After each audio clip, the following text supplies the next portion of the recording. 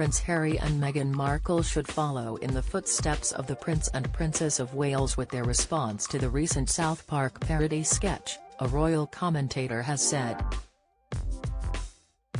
Previously, Kate and William have responded to media scrutiny with humour, and the expert thinks the Sussexes should let it be known they find the South Park sketches highly amusing.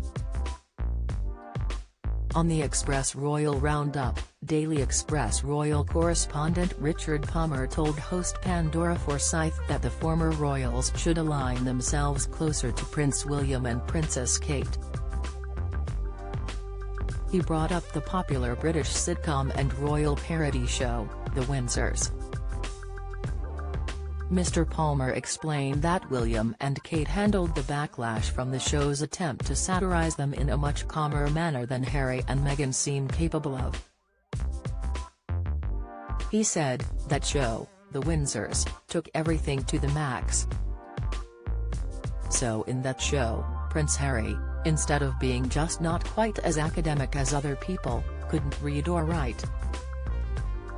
And Princess Anne was a very stern German-speaking lady, and Kate was depicted as not just a middle-class person but someone from a gypsy family. And people close to William and Kate did let it be known that it was something they had watched and thought was hilarious. That's the right way to approach these things.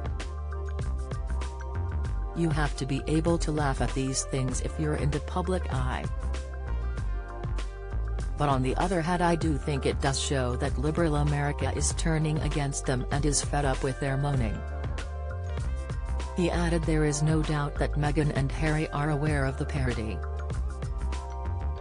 Mr. Palmer explained that one of the Duke of Sussex's biggest faults is he pays too much attention to what is written about him and his wife.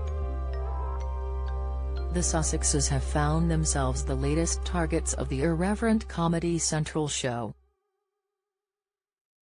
South Park takes place in a homonymous little mountain town and follows the lives of 4 children, Stan Marsh, Eric Cartman, Kyle Broflovski and Kenny McCormick.